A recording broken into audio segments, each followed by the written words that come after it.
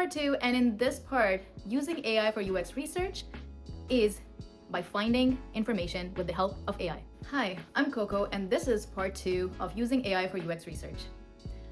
I've been in the big tech industry for many years now, and I'm a senior expert UX researcher. I'm your girl who's going to give you insights to grow in your career and your life.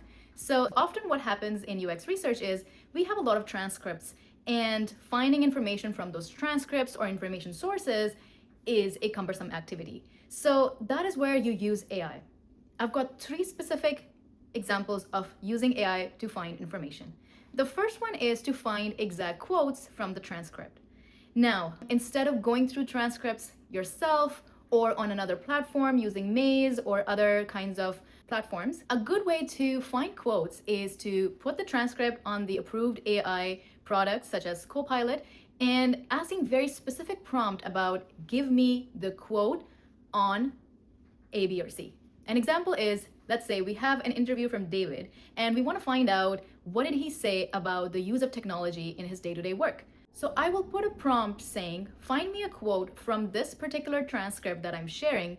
Do not add any information yourself and give me the quote where David says anything related to using AI in the regular day-to-day.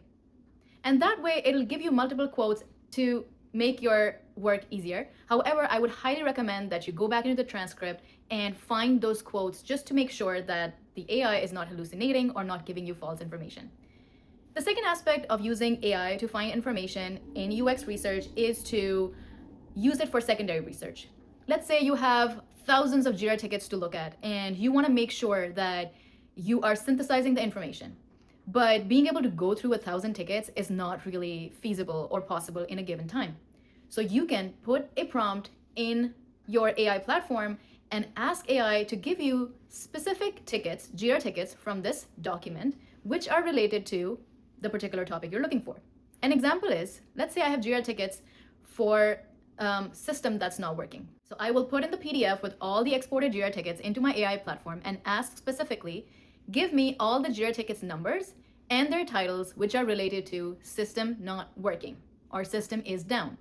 And it will start listing down all those Jira ticket numbers and Jira ticket names and descriptions, and that will make it easier for you to just go through that information in less time instead of you going through 1,000 Jira tickets and try to figure out which ones mean what.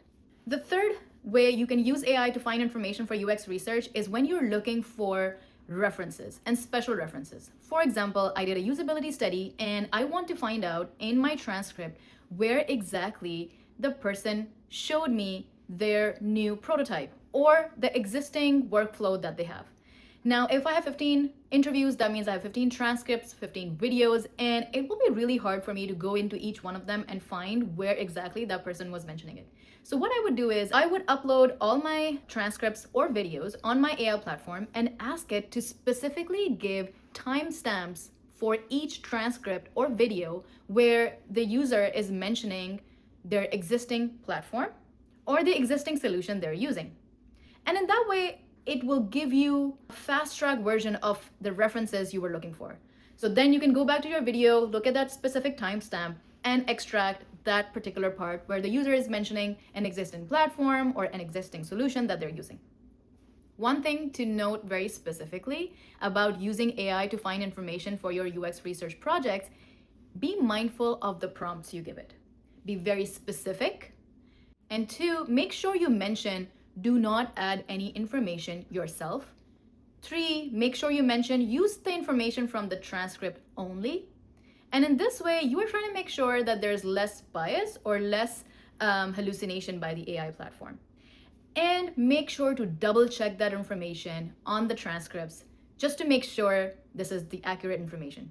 You don't want to end up in a presentation where somebody says, wait a minute, this is not a quote from your transcript. Oops. That's never a good idea. You will lose your credibility before anything else.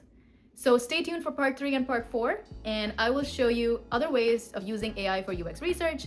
And these ways can also be used in other spaces of life and not just UX research.